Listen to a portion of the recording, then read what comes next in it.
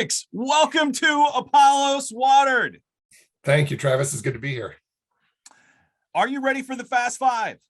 I don't know if anybody's ever ready for that, but I'm willing. Here we go. Mountains or beach? For me, beach, because I live in the mountains. Oh, so you want the other. You want to be different. I want the variety, yes. Okay. All right. The best food, here's question number 2. Best food in Argentina is? By far, it's their barbecue. The way they barbecue beef. They have the best beef I've ever had.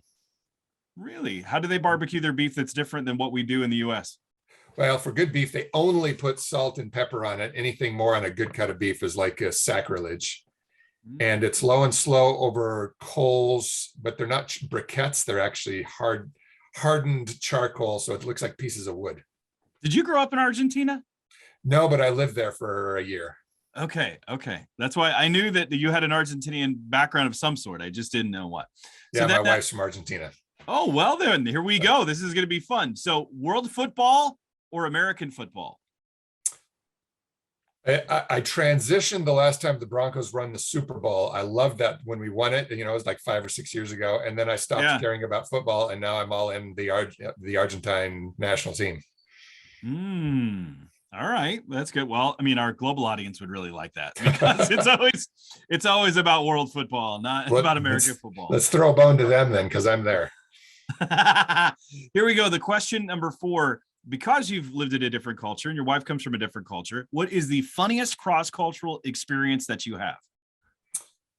Oh, there's quite a few of them, but there's one time when I was learning Spanish and we were around a meal that I think they put fruit on the plate and the fruit looked kind of old. And I tried to I used a phrase in English. We would say this fruit has seen better days. But I said that literally in Spanish. And there was silence around the table for like 5 seconds. And then everybody just started laughing. Why? What was it that caught him? Just that it was an expression, a colloquialism that they didn't understand, or what? They never explained. All I knew is what I said didn't make sense, but they kind of got what I was trying to say. And it was funny the way I did it. Okay. Here we go. The 5th question is this. If you were an animal, okay, what animal would you be and why? Wow. That's a hard one. I think I'd probably be a bald eagle. And the reason is I love to soar on the heights and to look at things from 1,000 feet above. Okay. That's a good one. I mean, I'm sure you knew this, but you knew that the bald eagle wasn't originally supposed to be the American bird. I realized that. It used to be it was supposed to be the turkey, right? Turkey, yeah, because the turkey didn't have any natural predators. Right. That just doesn't go as well on the flag and with the red, white, and blue. That would have been kind of an odd picture. Yeah. But let's hear about yourself. What is the Michel Hendricks story? Where'd you grow up and how'd you get to where you're at today? I mean, you've been to Argentina, you live there, and you're working at Life Model Works, helping people grow in their relationship with Jesus. But what's the Michel Hendricks story? I grew up in Southwest Denver, Colorado native. Not many of those these days anymore because so many people have come in. And but didn't grow up in a Christian family. Didn't really have any kind of Christian background at all. About the only time I ever went to church was when I would visit my grandmother in Nebraska, and she would kind of drag us there. And so I was kind of a blank slate a little bit, but sometime around high school and especially my first year of college, I started having some existential struggles about what the meaning of life is. And, I remember being in our dorm floor freshman year, late at night, sitting in a circle, and we're all talking about what the meaning of life is. It seemed like everybody else had this idea or had some philosophy. But if I was honest, all I could say is I literally have no idea what this is all about, looking around and seeing what this is. And so, but it was just like this nagging thing in the back of my head. And the summer after my freshman year at college, I moved home to get a summer job for the summer to make some money. And it was during that year where one night I couldn't fall asleep. And about 1 a.m, I gave up and went upstairs. And we have this big bookcase, my parents from the floor to the ceiling. And I was looking for a book that I could read that would help me fall asleep. And so I'm scanning it and I saw a Bible there, Black Bible, typical Black, I probably was from my grandmother. And I remembered how boring church was when I was dragged there in Nebraska. And so I thought that's probably a boring book. So I grabbed it and thought it was going to help me fall asleep. That's really what I was looking for. So I took it back to bed and I just kind of randomly cracked it open. and it said New Testament of our Lord and Savior Jesus Christ. And when I read that, I thought, I don't know what that means, first of all, and I don't know what's new about it. And so I just started reading, and but I thought, I know it's probably going to be boring, so it'll help me fall asleep. So I started reading, it'd be the first chapter of Matthew, as you know. And it started with the genealogies. This guy begat this other guy, begat this person, begat these 12 sons, begat, on and on and on. And I thought, wow, this is actually more boring than I thought it would be. But thankfully, I didn't give up after the genealogies, and I kept reading, and I realized it was about Jesus and his life. I had no idea that the New Testament existed. And so I read maybe 5 chapters of the book of Matthew that night, and it's kind of hard to explain in words, but what I heard without hearing a voice is essentially God saying, I see this existential struggle you're having, and the answer to that struggle you'll find in this person, Jesus Christ, who's my son. And I had never heard anything, I'd never sensed anything like that before. I rolled over on my knees in bed and said, thank you for showing me the purpose of life. And then I fell asleep. I woke up the next morning, and I had a job in downtown Denver delivering blueprints to oil companies on a bicycle. So I kind of weaved in and out of the big buildings downtown delivering blueprints. And I was like on a spiritual high, but I had no idea what the hell had just happened to me. And it's like, I share this in the other half of church, the book I wrote with Jim Wilder, that I rode past a light pole that had a sticker on it that said, Jesus loves you. And I'd ridden by that light pole every day for, a month and never seen it. But I saw that sticker that day. And I remember shouting out like to the universe, yeah, he does. Jesus actually loves me. And I had only been a Christian maybe 7 hours at that point. Wow. Because that happened like 1 or 2 in the morning. And this is probably the next morning at, 9 or something. Who knows what time it was exactly. And so that was the start of my spiritual experience, from essentially not knowing a thing to meeting Jesus, but not really knowing anything else. Mm. And so the rest of my summer was just reading another chapter or 2 of Matthew before I'd fall asleep. I didn't go to church because nowhere in the Bible did it tell me I was supposed to yet. I'd only had maybe 7 chapters of Matthew by that time under the belt. And so that's basically how I came to know Jesus. And I know that's unusual, but to me, it was just a beautiful thing it was like this connection between me and Jesus before I ever told anybody about it. Which is pretty incredible, actually. Mm-hmm. I love hearing the stories of how people have come to faith, and it's never in the way that you think. Mm-hmm. It's always messy, backwards. You never experience it. So you got into church, but when did you really start to grow? I mean, it sounds like you were growing right away. Well, I kept working and just reading the Bible that summer. And then I returned to school. I'd planned to live with my roommate, Steve Lowe. He's from Pennsylvania.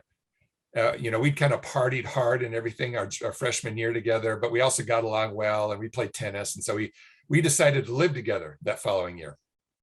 And so I showed up to our apartment, and I'm unpacking my bags and everything. And he shows up and he I remember him putting his 2 suitcases on the ground and saying to me, Michael, I'm not sure I'm going to live with you this year.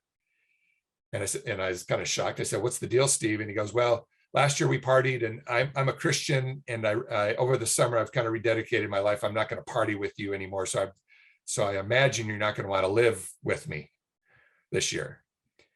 And as soon as I heard him say, I'm a Christian, but I basically stopped listening to anything else he was saying and just waited for him to stop talking. And as soon as he stopped talking, I said, I'm a Christian too. And literally those were the last few words he ever imagined would be coming out of my mouth in that moment. And so there was like this look of shock on his face. Of course, I had been reading the Bible for maybe a month and a half, all on my own. So I was probably understanding about half of what I read. The other half I wasn't. And he grew up going to church. He was a Chinese American. So he'd been going to a Chinese American Christian church in Pittsburgh, and he'd been going to Sunday school and youth group. So he knew way more than I did. And so I just fired questions at him, and we ended up talking, I'd say, for probably 2 hours. And at the end of those 2 hours, he said, let's get involved in a Christian group on campus and meet some other Christians. And I had no idea there were Christian groups. I'd never heard of anything like that in my life. But we got involved, and that very quickly, I was in a group of other people my age who were way farther down the road than me as Christians. And I was being helped and taught how to read the Bible and discipled and in small groups. And I would just say I grew like a weed. Mm. And that really became my first Christian community. Although it wasn't technically a church, it was my first deep Christian community. And the relationships that I formed in those, I would say 6 years I was involved, 6 or 7 years. To this day, they're all my closest friendships. Wow. Yeah. So you come to Christ when you're in college, and then you're growing. It seems like you said, growing like a weed. And then what happened after college? Well, as things happen, people graduate and disperse and get married and do other things. And so this community gradually kind of scattered. I still had some friendships from that community, but I started more being focused in church and going to church. But I also started seeing this kind of rapid weed-like growth that I experienced. I started seeing it kind of slow down. And I never felt like I'd stopped growing, but it was harder. And I found and ran into more areas of my life that seemed kind of resistant to change, where the usual Christian answers didn't really get traction, I would say. Whereas earlier, it seems they did. And, it was almost like there was stubbornness in my soul. I was running up against things that I didn't know why I couldn't easily change them. And so I thought, am I doing something wrong? Is there something wrong with me? Or is there something wrong with my church? But I really didn't have answers. I just realized, and I thought maybe this is just the way Christian life is. There's some low hanging fruit that happens real fast, and that's fun. And then after that, it's just kind of this slow struggle over really kind of creeping change.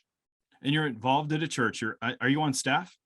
No, involved at a church at that time, working a normal corporate job. And I also started going to seminary.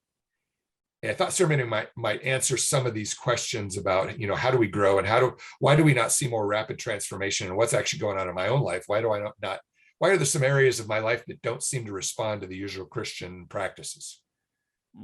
And so I went to seminary, got an MDiv degree over 11 years. I was just kind of taking a class or two a semester.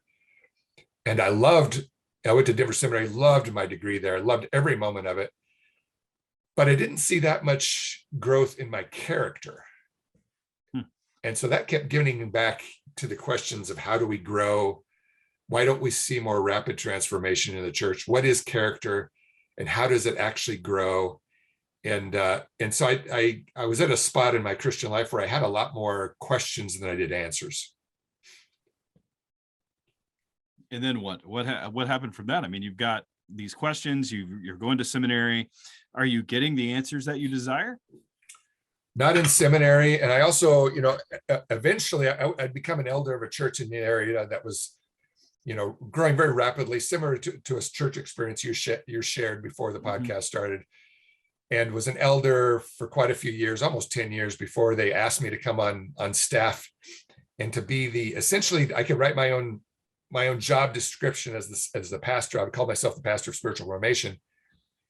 And my job was to help the people in this rapidly growing church. It was a church too that had a lot of really, really young Christians that, like me, when I was 19 years old in college, when I read the Bible at home, there was a lot of those kinds of people who didn't grow up in a church and just had come and heard the teaching and the things we're doing and said, I'm in, but I don't know anything, And so a lot of what I did in my job is how do we help those people start growing and get along in the path of discipleship into growing into and being more and more like Jesus, experiencing the depth of his love and feeling this kind of discipleship character stuff. At the same time, I'm having the struggle, like, do I really know how this works?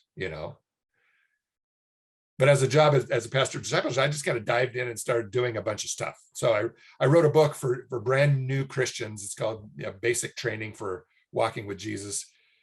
And we gave out over 20,000 copies of that book and had lots of really, really good results from it. People saying, wow, I understood it for the first time and everything. I started a training on spiritual disciplines for 5 weeks. And again, the results of that, one person said, I think this training actually saved my marriage. And another person came up and said, I had no idea we even did this kind of stuff in the church. And so I saw really good results, really encouraging results sometimes. But if I was honest, there's other times where it seems these books and trainings and other things I didn't seem to work at all for some people, or didn't work for some problems. They worked really well for certain kinds of issues and problems in life, and didn't work at all for other kinds of problems, and seemed to work for some people and didn't work for other people. So even though I saw lots of good results, I also saw some confusing results, and I still, I would find myself in my office scratching my head, looking at my dry erase board, and thinking, I'm not even sure I know how to do my job anymore. Or at least, I was honest enough to admit that there were big variables about how people grow in their character, in Christ likeness. There's a lot of variables there I must be missing, because this is not working the way I thought it would. And it was about that stage where I, through a fortunate providential, I would say, encounters with different people, I came to know Jim Wilder. And it was through a meeting with a pastor of another church, or an elder of another church, who came and visited our church, who was a friend of Dallas Willard and saw some of the stuff I was doing, and got together with me and said, I see what you're doing, all this stuff that Dallas Willard writes about. And he even kind of sometimes would complain to me that, people are talking and reading books about discipleship, but I don't see very many churches actually doing it. And this person, his name's Bob, he said, Michael, I see you're actually doing it. But that was in the middle of this kind of struggle, like, I'm not sure if it's working. So I said, yeah, Bob, but, and I kind of vomited my frustrations and my questions on him. How do people grow? Why does it seem to work sometimes and not other times? Why do we sometimes see Christians who treat people better than some non-Christians who treat some people better than Christians I know? Why do we sometimes see Christian, even leaders and pastors and ministry heads, that act in ways that don't look like Jesus at all? And how do I help my people grow? How do I grow? And I just kind of like dumped all these on him. And we started meeting and just kind of looking into this discipleship question. And he's the one who said, Michael, I think it might help us to take a look at how God designed the human brain and how to change character. Bob said this, or yeah, Jim? Bob said that.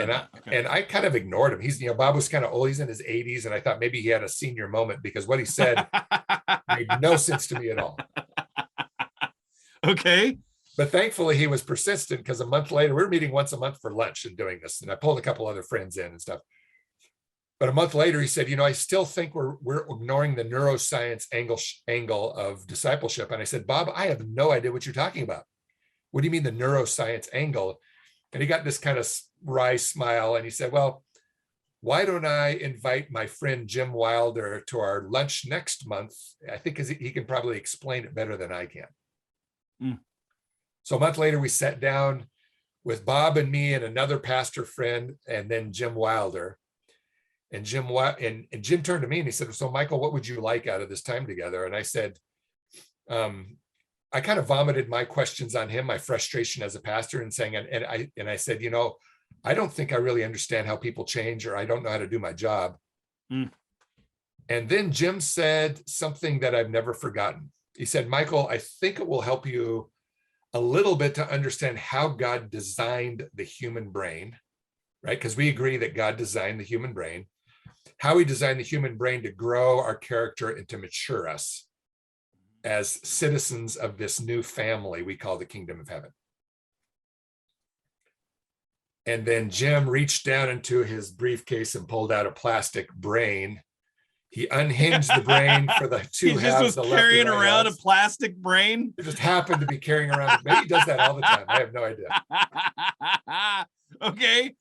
And he starts saying, basically, Michael, every way we can sense our environment, from taste and touch and hearing and all the senses, and any ways we can sense our surroundings and relational surroundings, they end up going into the back right side of our brain stem, on the right half of our brain. And there's a control processor that processes these, and it sends all this data and all the sensors in our bodies and everything. And it goes from the back of our brain on the right side to the front of the brain on the right side. And then behind our right eye, it crosses over and then goes from the front into the back on the left side of the brain. And it is in analyzing our experiences. And it's this control process that is in charge of the experience of growing our character and maturing us. And then he explained some things about that. And I said, well, what's an example then of some spiritual disciplines or practices or things we do that help us grow and mature, but that maybe we wouldn't know in the typical Christian answers of how we grow as disciples. And he said, well, Michael, the brain was really designed to desire first and foremost, and looking and scanning even 6 times a second for one thing more than any other thing at the beginning. And that thing we call joy.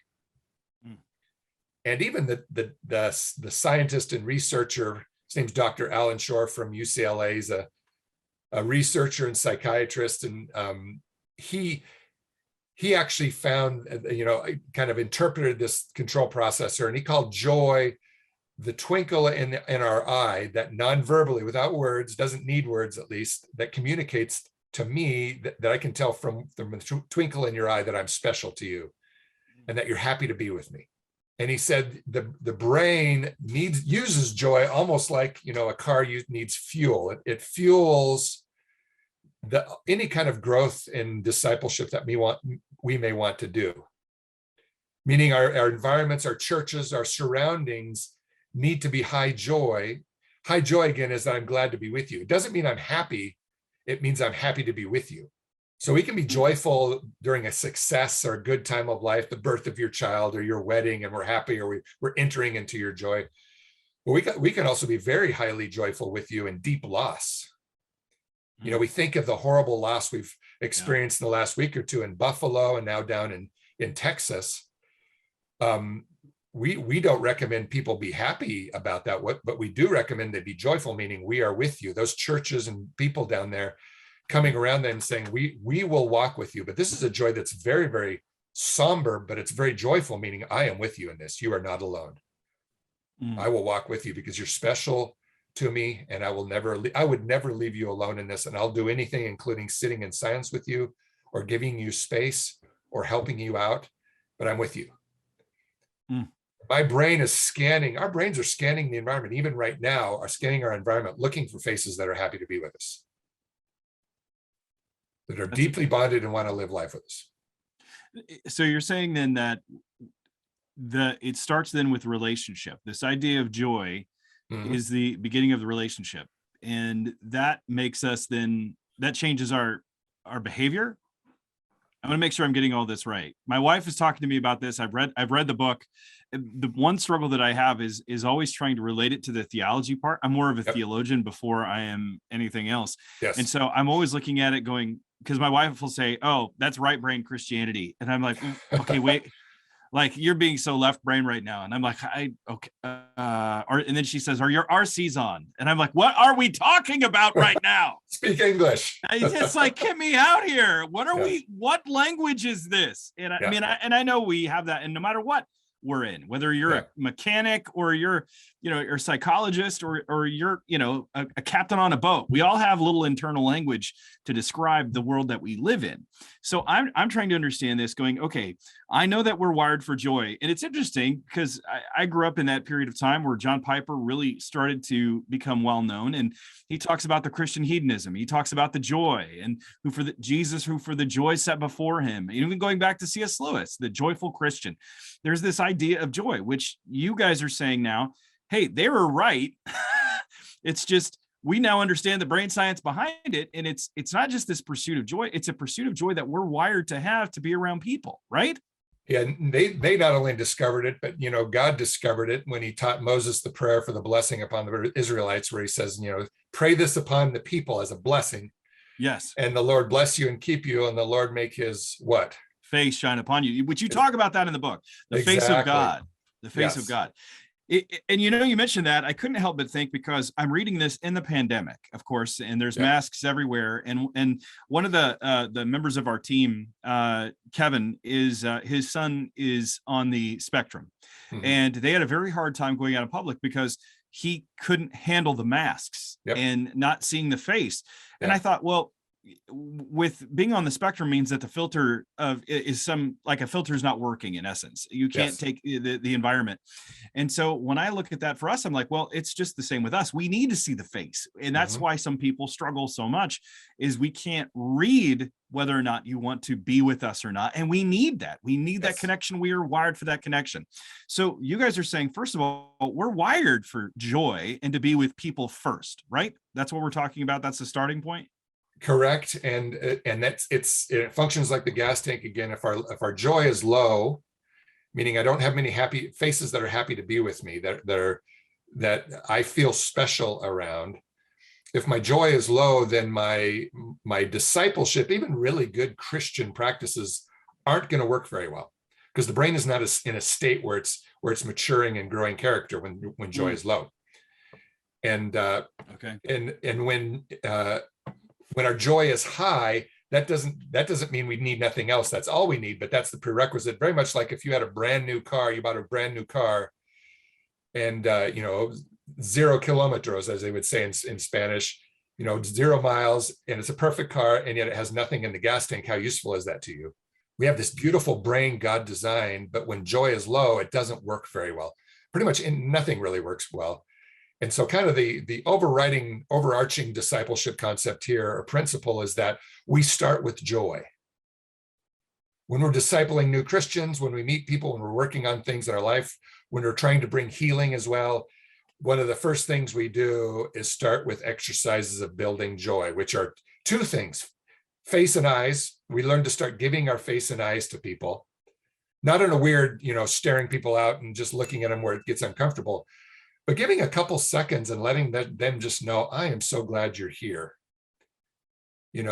Oftentimes, what we find, like in the supermarket, I actually stopped changing the way I waited in line at the supermarket. A lot of times I, pull my phone out and start flipping through things.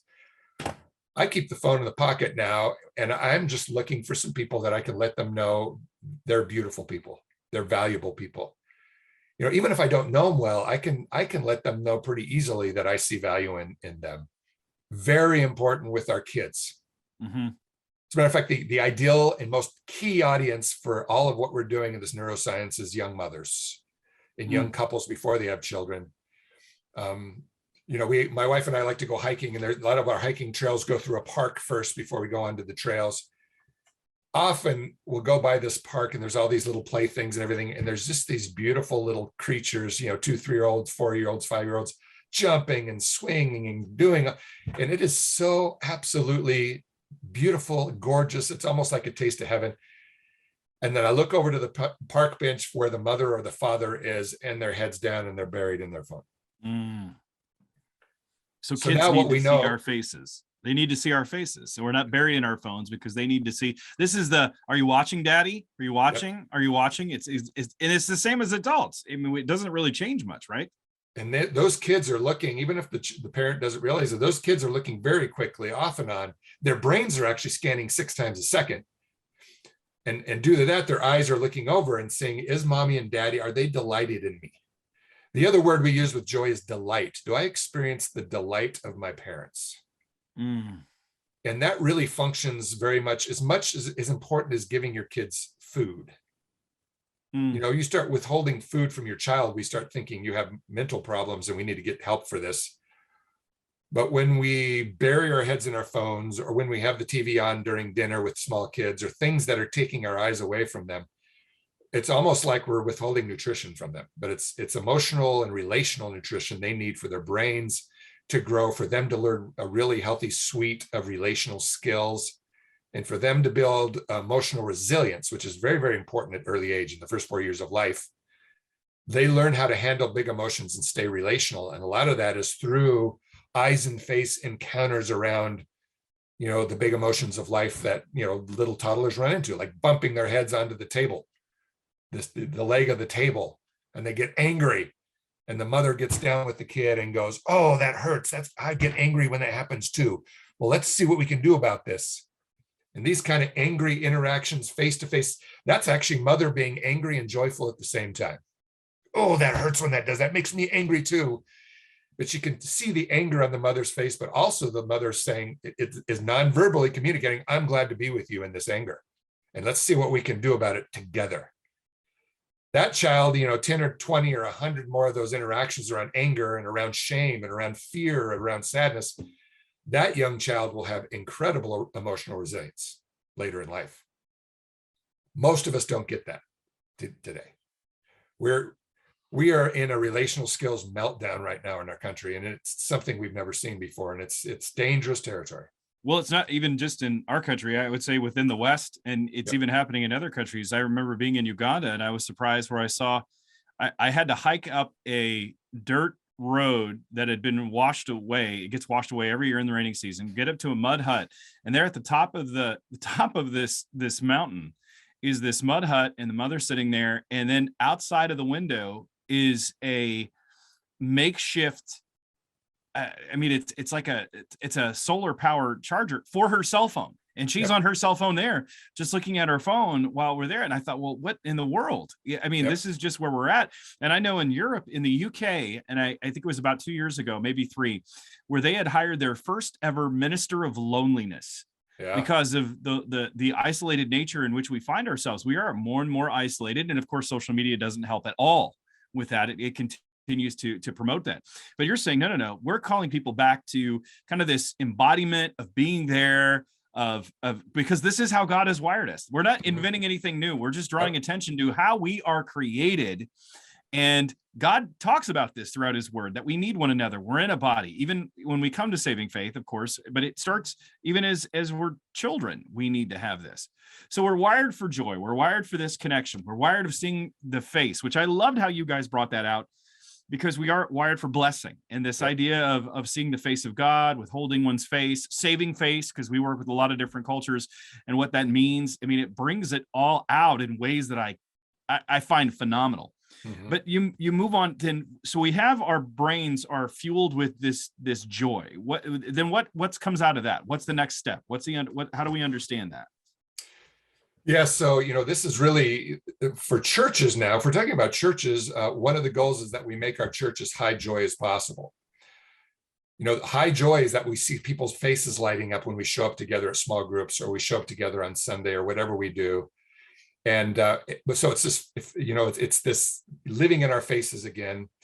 And then also it's lots of practices of gratitude. Gratitude is another way we build joy, both with God and with each other. So gratitude, when we express gratitude to God, I always thought of that just as Thanksgiving verbally.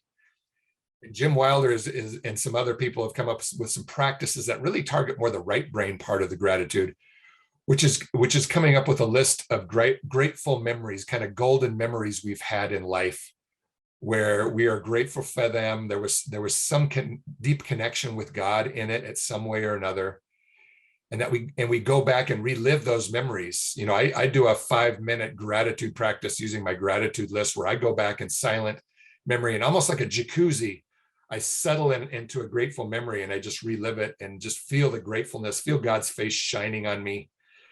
And sometimes I'll need a memory or 2 or 3 to get through the 5 minutes, but that gives my brain 5 minutes of joy fuel, just fueling up for the day. And so those are some of the first things we do, but that's not all we need to do, right? But hold on there for a second, if you don't mind, because I love this. So are you saying then, and I'm just trying to translate this into ways that my brain, I don't know which side of my brain is comprehending this right now, but it's like gratitude is the spigot that I'm kind of turning to let the joy in. And this is and again, I'm trying to find the biblical equivalent. This is the remember. I always talk about the discipline of remembrance, because the Israelites would always forget what God had done, and they'd have to set up tangible reminders to remember and reflect on again and again and again, because the Israelites would always forget.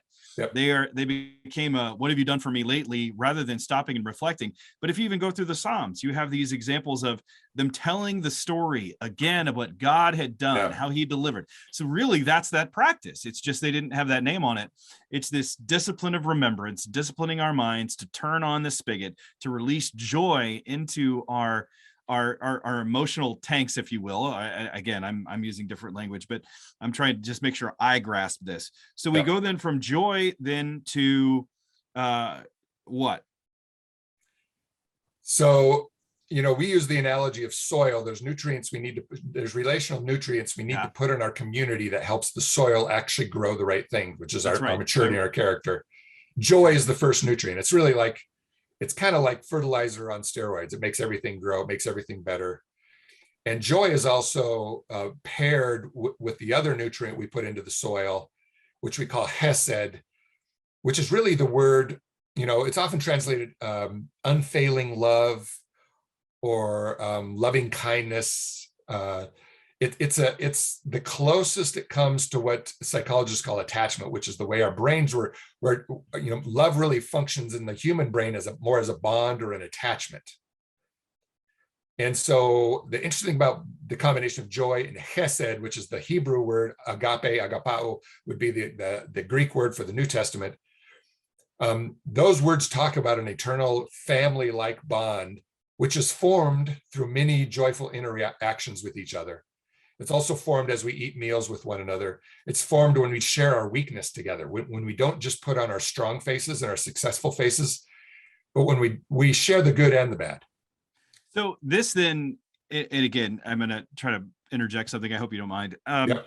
I'm thinking of, you're seeing people leaving churches left and right. And part of it is that I've heard people say is I'm tired of the plop, pray, pay, where I just show up, I just give, we sing that. I mean, if they even sing, but there's not an interaction. I know we were visiting a church as we moved to a new area, and we went 5 or 6 weeks and not one person said hello. No one said anything to us. So why do you want to go there if that's the case? But what you're saying here is no, we need to understand this relational part of it. We need to understand this love that people want to be with us. And then that changes how it connects us relationally with one another, because we're not just united there doctrinally. I mean, I think that's what people look at first. In a lot, at least the tribes that my tribe is, you want to look at the belief before you belong, but really we're wired to belong before we believe. Is that correct there? Am I putting that right? Very much so. Hesed, this attachment, it's the strongest driver in the human brain of forming our character, more than any other thing, even more than our beliefs. Beliefs are very important.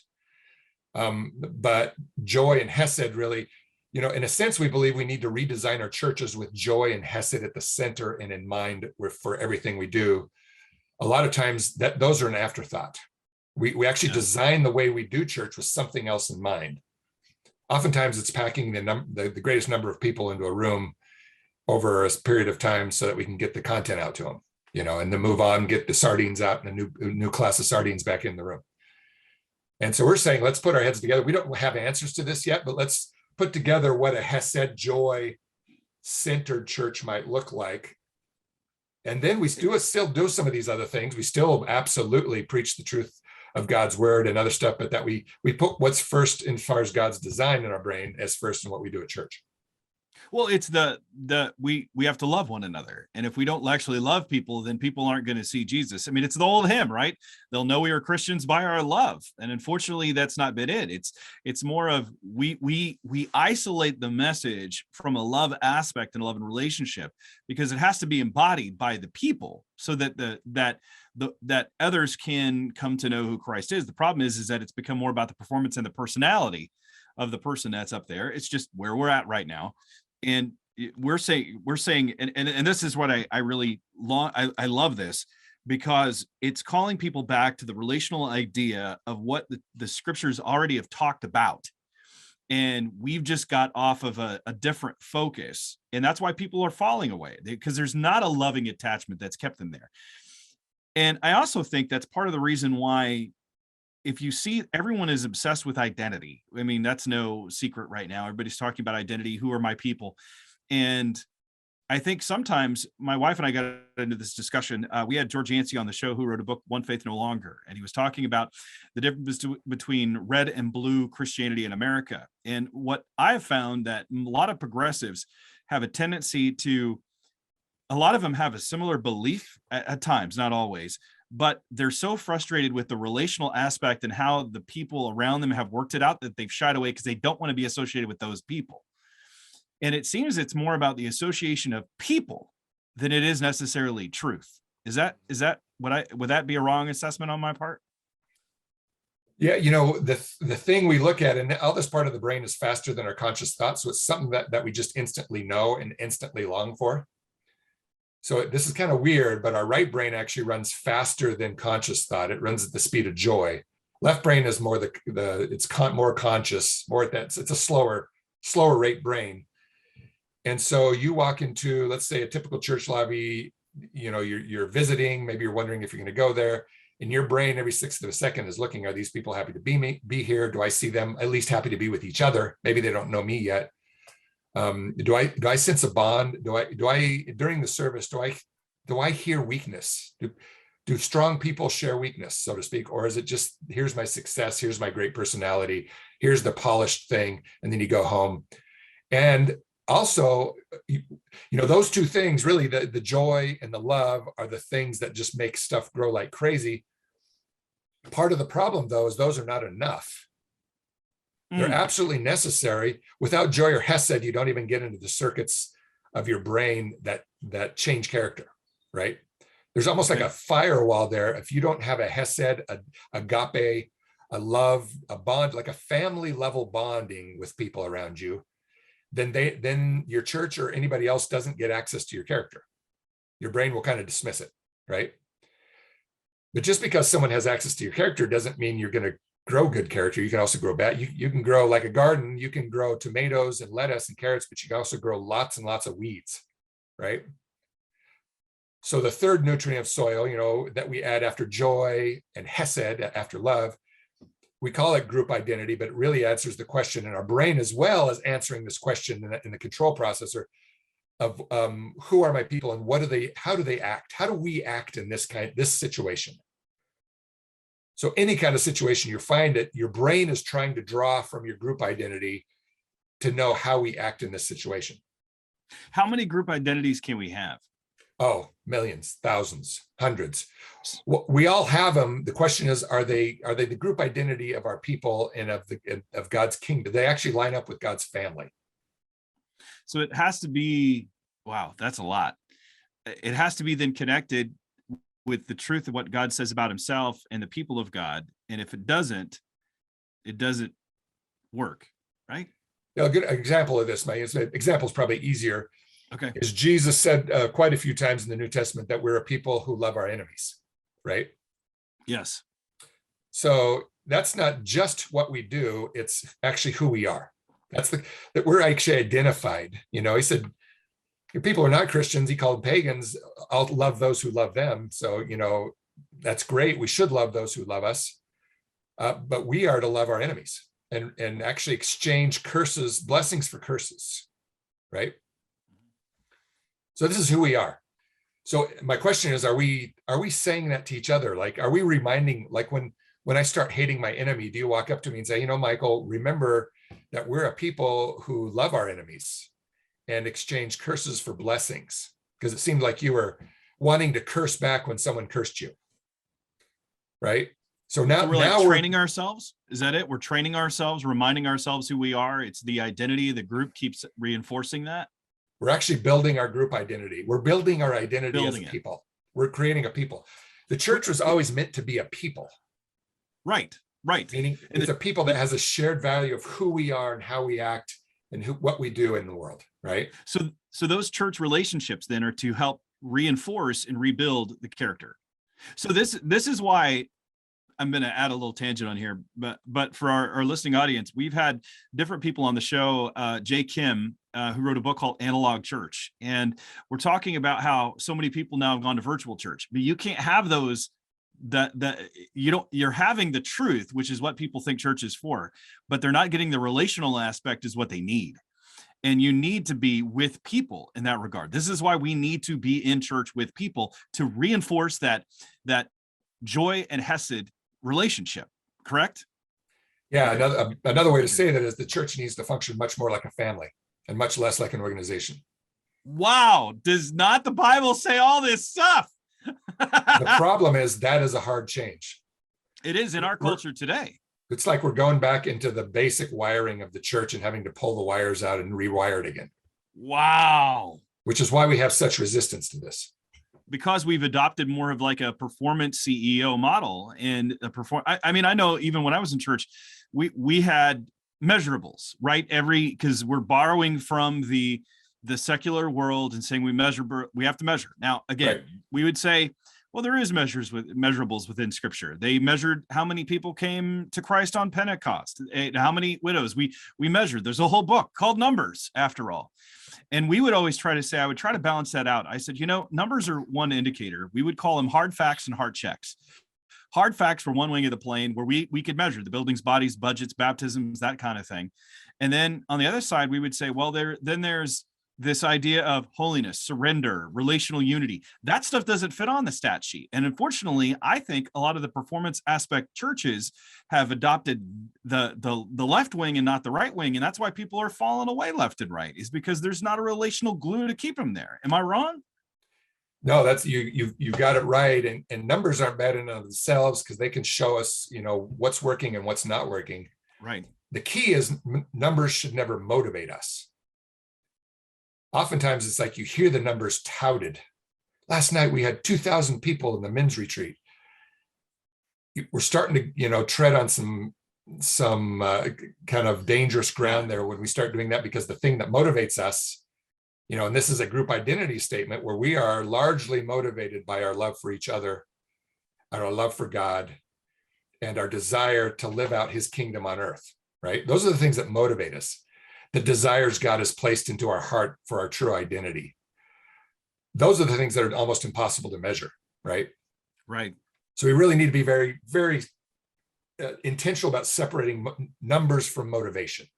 How do you do that? I mean, being in the church, we read the book, and of course, Trellis and the Vine, and we would talk about the vine can't go any more than the trellis.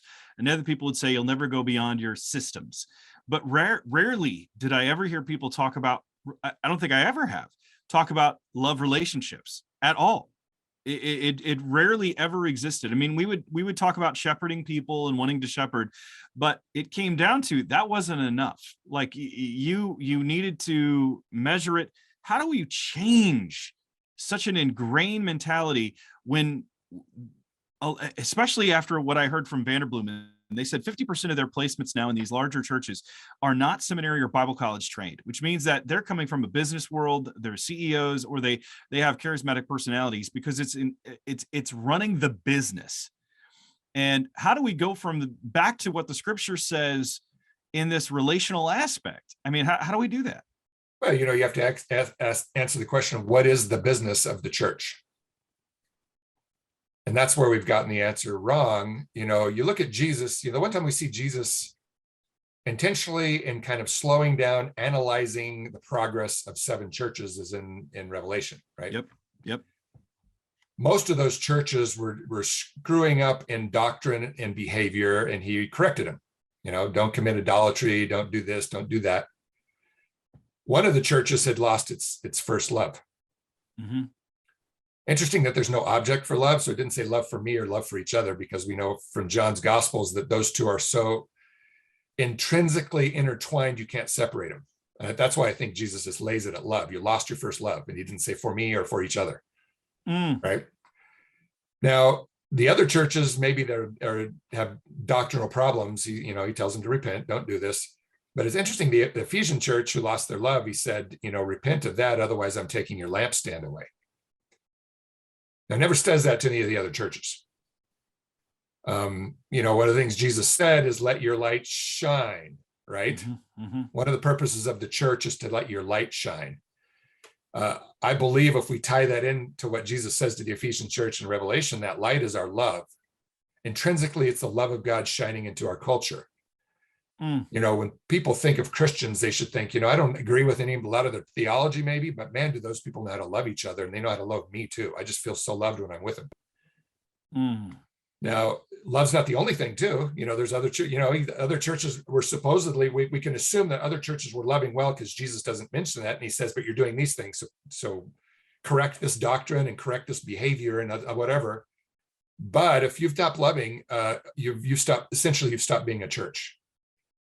And if you start, and Jesus is basically saying, if you keep acting like you're not a church for a while, I'm pretty sure I'm going to assure that you're not a church, because I'm going to take my lampstand away.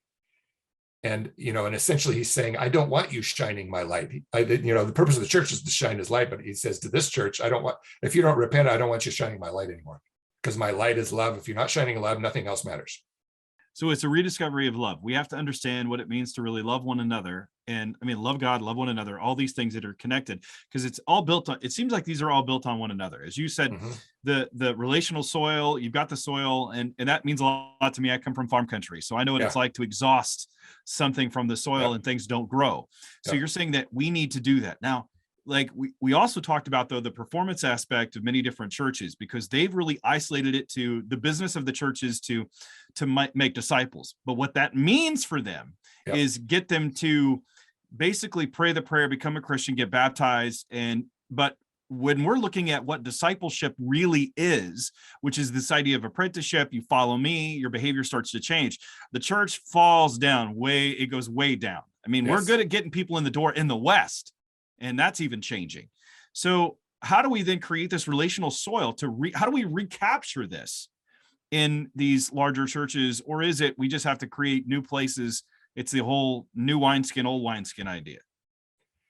Well, we're kind of at the head of the front edge of the wave on this thing of the it's kind of a new, and I can't say God told me this, but since that there's almost a new reformation coming to the church, but it's a relational reformation. Ooh. Where the church again returns to its roots, where love is the center of everything we do, and everything else we do a bunch of other things other than just love, but everything is saturated by love, and love is always the center of everything we do. We never do anything in our churches that would decrease or separate or diffuse our love. Love is always the center, but we go and do all sorts of stuff that God calls us to do, while always making sure we're centrally and fundamentally shining the light of Jesus's love in whatever we do. What that means, though, is we need to teach people how to do this. The problem is most churches have been preaching regular sermons that we're supposed to love each other, we're supposed to love God, even that we're supposed to love our enemies. But I have never been taught, until the last 5 years, I'd never met anyone who said, we need to train ourselves to love our enemies. So they never said how. And it's almost cruel. It's like if I'd take my 9-year-old daughter out into the garage and say, hey, that car has a bad carburetor. Here's all my tools. Go fix that carburetor and don't come back in until it's done. That's kind of what we're doing to our people. We're saying, you need to love your enemies. Okay, let's close in prayer and have another the song, and then you go home. And nobody was ever told, and not just trained how, but actually given a chance to practice. Okay, for the next 14 weeks, I was in a training with 25 people in my basement, where for 14 weeks we trained through hypothetical situations to love our enemies.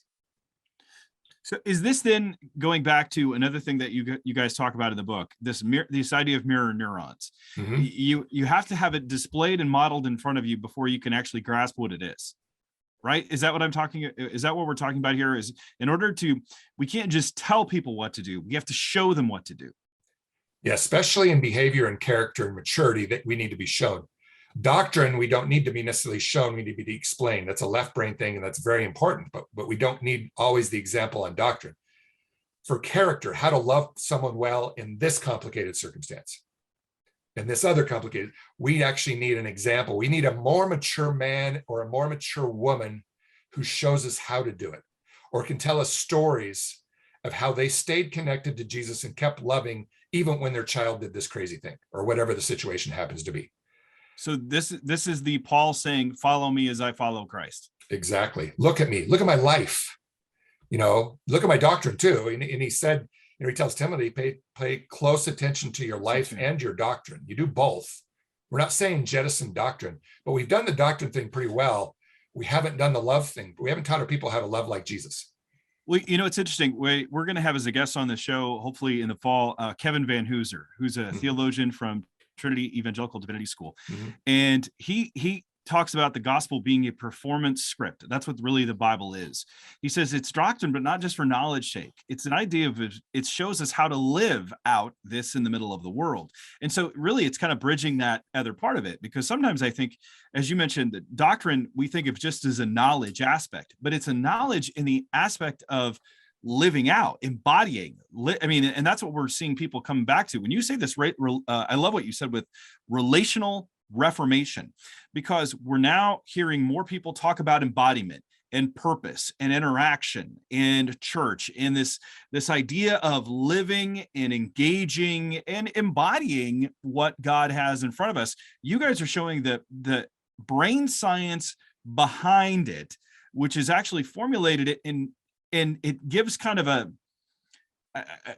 boldness perhaps to it. I keep thinking of a text on a screen, a Word document, and you're emboldening it, saying this is already there and we just need to pay attention to it. And the scripture's already talking about it. And here's why. This is actually what occurs in your brain as we go about this. Would that be a right assessment? Yeah, exactly. You know, the author of our brain was also the author of scripture, and we should expect them to agree with each other, right? We're surprised sometimes when it does, but now, you know, I've seen it so many times with all of these things, with the importance of joy and the centrality of love for any kind of change, how the church is supposed to act like a family and function as a family.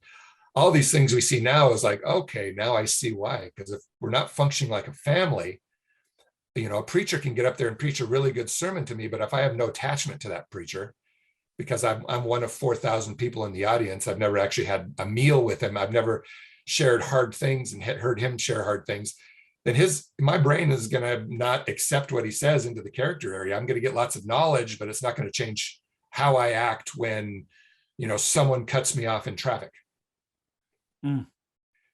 Now, if on the other hand, I know a person who's more mature than I am, and I'm bonded to, and I actually see someone cut him off in traffic, and I see him act or she act in a way that's very different, maybe than what my default reaction would have been from my childhood, etc. My brain just starts rewiring itself. And I start seeing spontaneous changes in my character, not with me trying to act better, but spontaneous changes into my character when someone cuts me off in traffic. So, okay, this is fascinating to me. So I'm hearing in a service, we have the sermon is going on, but you said now we have to have opportunity to practice this. How do we do that when we just show up, listen, go home and shut the doors? I mean, I remember taking a course years ago where we had to learn how to exegete our community, where we had to understand the belief systems of our community. And I know just in where I'm living right now, let's say we're in a suburb, you see the garage, very small front porch, you pull in, shut the garage door, and people are in their own little oases separated from everyone else. How do we get our people outside to engage with people and practice this stuff? Well, that's kind of like I said before, it's almost like a basic rewiring of how we do church. Like what we're doing now is not even designed to do that. Right? Right. It's not. That's why it's failing. And so, you know, the typical answers, the template answers, oh, we have small groups and we get people into small groups. But small groups don't necessarily become high joy and high hesed, you know, love, and then build our group identity unless we're intentionally doing that. And most people who are writing the curriculums for small groups, have they been doing this for a year or two and understand it? Like, is the whole substructure there where we all are agreement that we're doing things as a family now, not as an organization? And so again, I don't have good answers. What I'm saying is let's start trying stuff out and see what works and what doesn't work. Okay. But let's not keep doing what we're doing because we know this is not working. This is awesome. You've got my brain, my motor neurons are firing right now, Michael, as we're walking through this, because I see this family atmosphere. I see this relational dynamic. I see this growing desire for people that want that connection. I see it. It's just, I'm hearing of different people trying different things, whether it's house church, whether it's small groups, as you said, D groups, whatever the term you want to use for it. But it's clear to people that what we're doing isn't really working. Right. And trying to cross that bridge and to see that formulation begin to occur. So we see these group identities, this happening, but I have questions. First of all, when someone comes in to this group, they have this Hesed relationship. We don't operate from a Hesed perspective, at least initially. I mean, we all are wired for joy, but I find it's if you don't fit into my group, I have to shame you so that your behavior then fits mine. We always judge the outward behavior first. So if it's a person coming into the service, let's say you're in a suburb like you are of Denver, and someone comes in who's goth, let's say. I mean, I'm just throwing out stuff. How do we help? We have to show them love before we can ever talk about the behavioral choice. I mean, we have to introduce them to Jesus before anything else.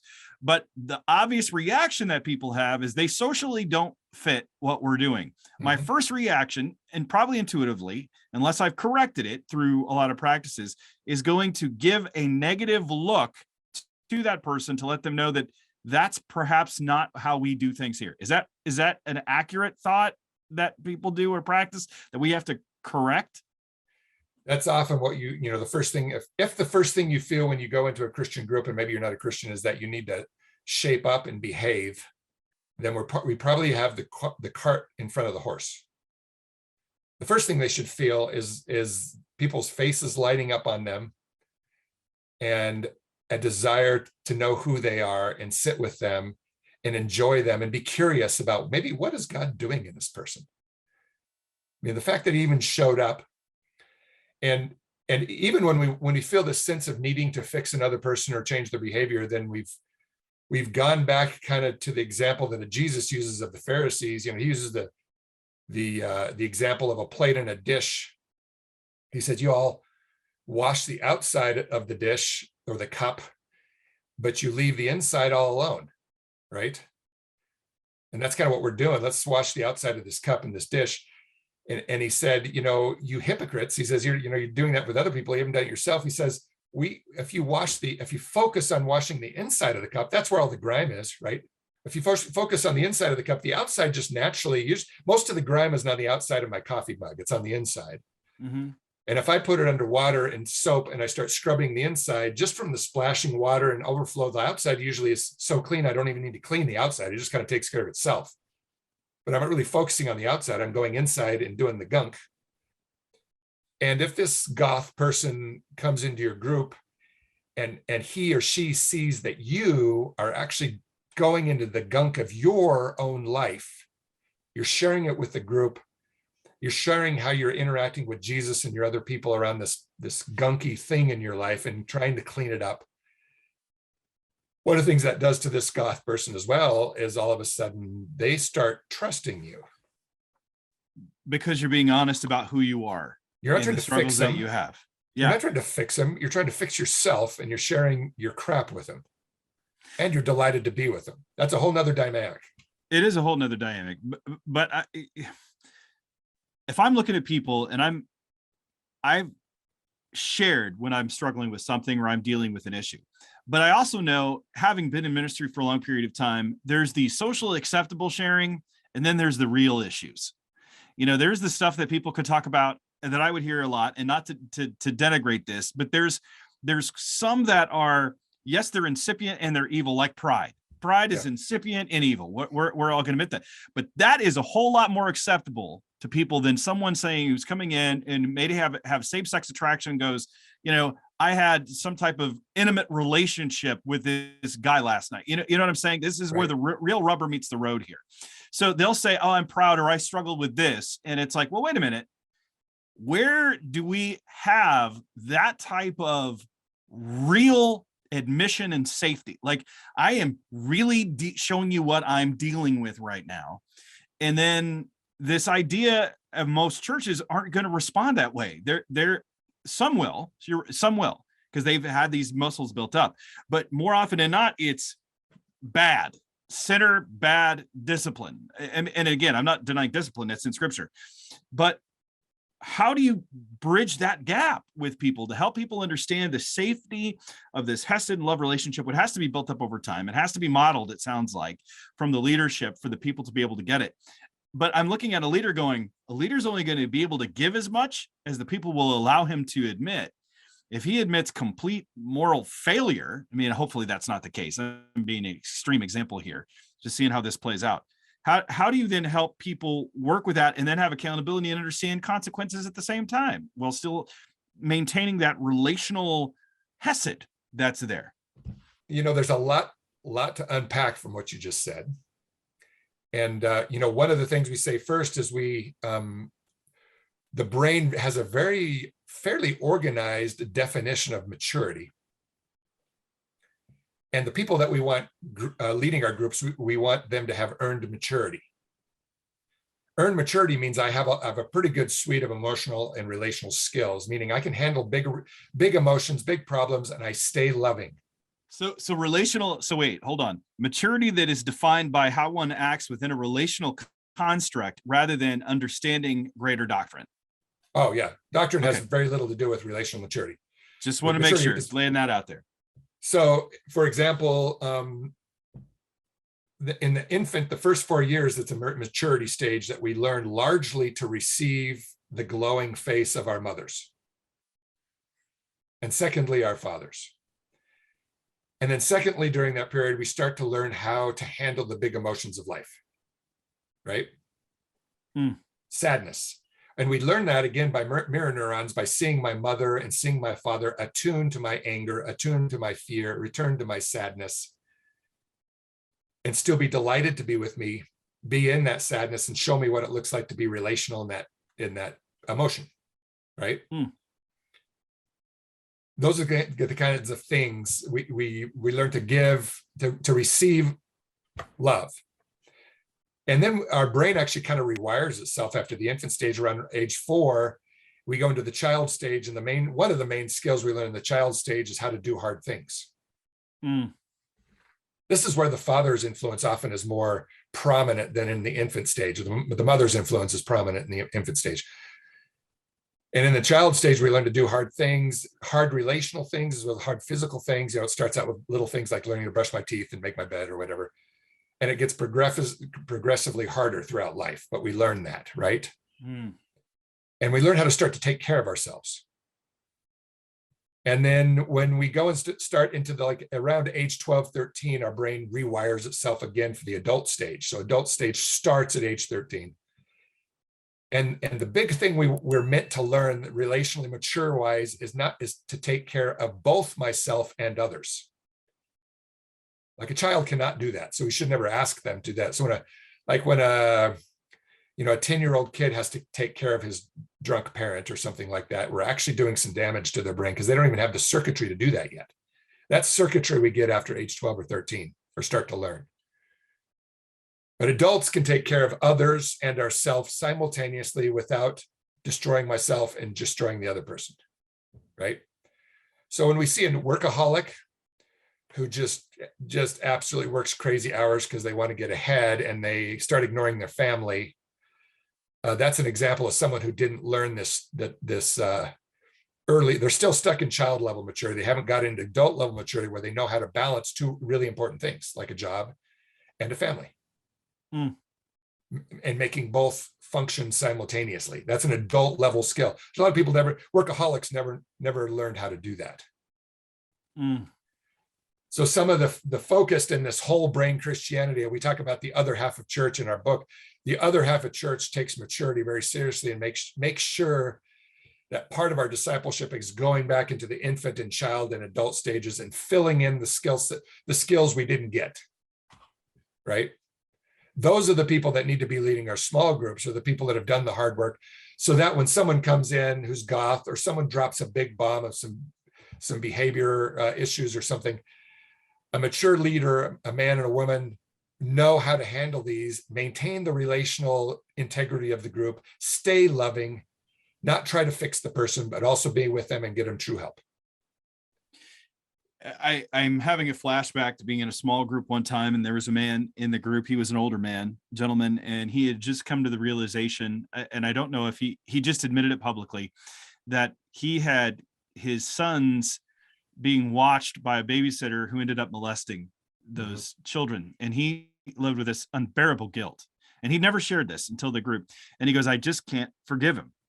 And I thought, well, first of all, it's huge that you've even admitted this. Yeah. But another person in the group, well-intentioned, they said, wait a minute, you have to forgive. The Bible says that we have to forgive. Yep. And it's like, well, hold on. Yes, that's true. We are to forgive, but he is just acknowledging this. He's opening up about this right now. And we need to be able to be there with our brother to walk through this him dealing with this stage.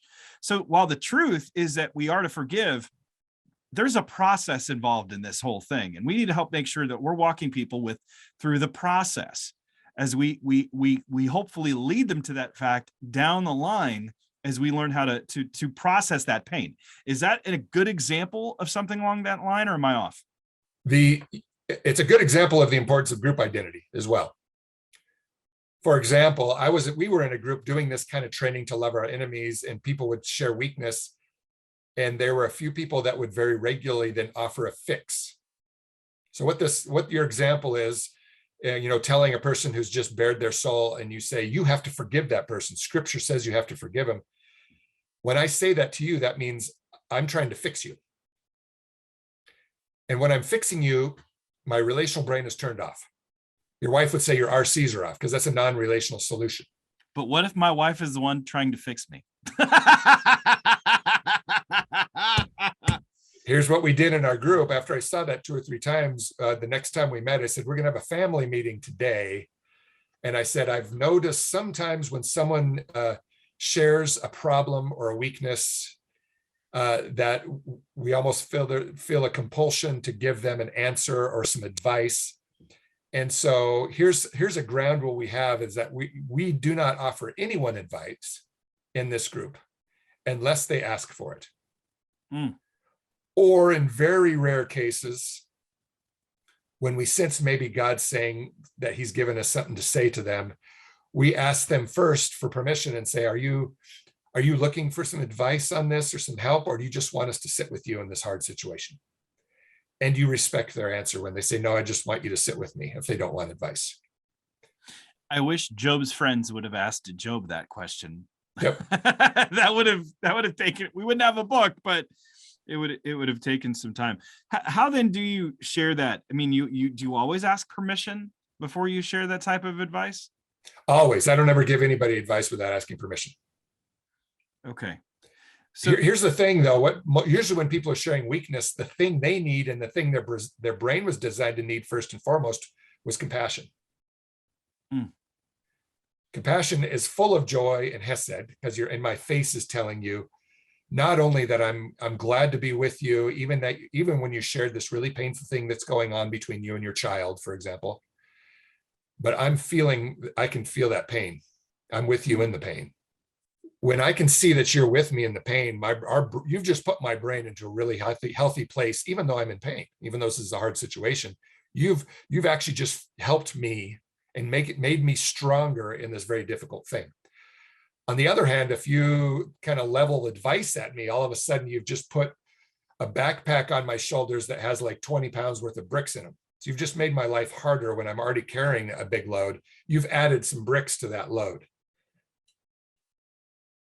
And that's some relational intelligence that we haven't been teaching in the church. People actually need to be trained in this. How do you help a person when they're sharing some weakness in their life? How do we actually help them and not make it worse? These are all things we need to train our people. Which I've never seen a class on relational development. I've seen some recently on spiritual friendship, which is along that line, but I have never seen a class or even a membership class that talks about relational development and group identity statements. Never.